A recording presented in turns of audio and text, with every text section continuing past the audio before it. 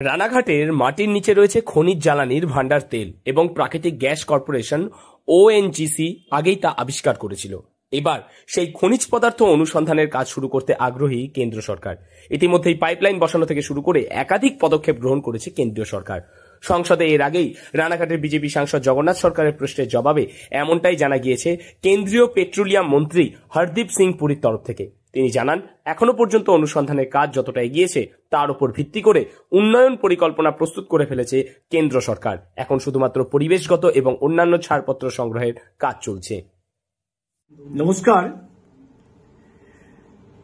রানাঘাট পূর্বে এবং অশোকনগরে প্রাকৃতিক গ্যাস এবং তেলের যে অফুরন্ত ভান্ডার পাওয়া গেছে, তা দিয়ে ভারতবর্ষের অর্থনীতি দুরন্ত গতিতে উঠতে পারে, তেমনি মধ্য এশিয়ার ওপর আরবের ওপর নির্ভরশীলতা কমবে। এই ব্যাপারে কেন্দ্র সরকার যথেষ্ট উদ্যোগী হয়েছে। সংসদে আমার প্রশ্নের উত্তরে পেট্রোলিয়াম মন্ত্রী এটা জানিয়েছেন, কাজ চলছে। কিন্তু দীর্ঘদিন ধরে রাজ্য সরকারের তরফ থেকে যে সহযোগিতাটা মেলা প্রয়োজন, সেইভাবে সহযোগিতা মিলছে না। সেই জন্য কাজের গতি খুব দ্রুত হচ্ছে না। আমার মনে হয় কি এর পেছনে ষড়যন্ত্র আছে।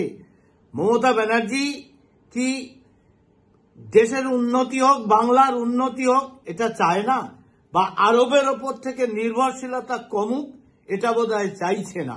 সেই কারণে তার পক্ষ থেকে যতটা সহযোগিতা প্রয়োজন আমরা দেখতে পাচ্ছি না। তাই তাদের প্রতি অনুরোধ যে ভারতবর্ষকে আর্থিক স্বনির্ভরতার জন্য, রানাঘাটের মানুষের উন্নয়নের জন্য, কাজের ক্ষেত্র প্রসারিত করার জন্য এবং অশোকনগরের দুটি প্রকল্প যাতে তিনি সহযোগিতা করেন, এই ব্যাপারে তার কাছে অনুরোধ রইল। দেশের উন্নতির কাজে কোন রকম যাতে রাজনীতি না করা হয়, এটাই হচ্ছে আমার অনুরোধ। সূত্রের খবর, রানাঘাটে খনিজ জ্বালানির অস্তিত্বের কথা জানা গিয়েছিল চলতি বছরের এপ্রিল মাসেই। তারপর থেকে এ পর্যন্ত এই সংক্রান্ত কাজ কতটা এগিয়েছে, কেন্দ্র কি কি পদক্ষেপ করেছে, লোকসভায় মন্ত্রীর কাছে তা জানতে চেয়েছিল বিজেপি সাংসদ জগন্নাথ সরকার। সংসদের প্রশ্নের জবাবে কেন্দ্রীয় মন্ত্রী জানিয়েছেন, 15 এপ্রিল রানাঘাটে খনিজ জ্বালানির অস্তিত্বের সন্ধান পাওয়া গিয়েছে, কিন্তু কতটা হাইড্রোকার্বন মাটির তলায় রয়েছে তা এখনো পরিমাপ করা যায়নি। মূল্যায়নের জন্য 2027 সালের 9 মে পর্যন্ত সময় রয়েছে। জমির মূল্যায়ন পর্যায়ের পর সেখানে হাইড্রোকার্বনের সম্ভাবনা খতিয়ে দেখা হবে। এখনো পর্যন্ত অনুসন্ধান যত দূর এগিয়েছে তার উপর ভিত্তি করে একটি উন্নয়ন পরিকল্পনা প্রস্তুত করেছে। পাইপলাইন বসানো থেকে শুরু করে খনিজ উত্তোলনের জন্য পরিকাঠামোগত যা যা প্রয়োজন তার বন্দোবস্ত করা হচ্ছে।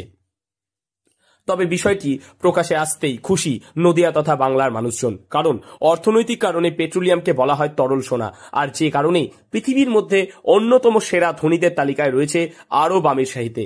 এবারে পশ্চিমবঙ্গের নদিয়া রানাঘাটে সেই জ্বালানি তেলের খোঁজ নিশ্চিত হওয়ার পর স্বাভাবিকভাবেই ভারতের অর্থনৈতিক পরিস্থিতি নিয়ে আশাবাদী অনেকেই। তবে কি পরিমাণ কিংবা কতটুকু এলাকা জুড়ে তা রয়েছে তা চলছে পর্যবেক্ষণ এবং গবেষণা। নদিয়া রানাঘাট থেকে মৈনাক দেবনাথের রিপোর্ট, লোকাল 18 বাংলা।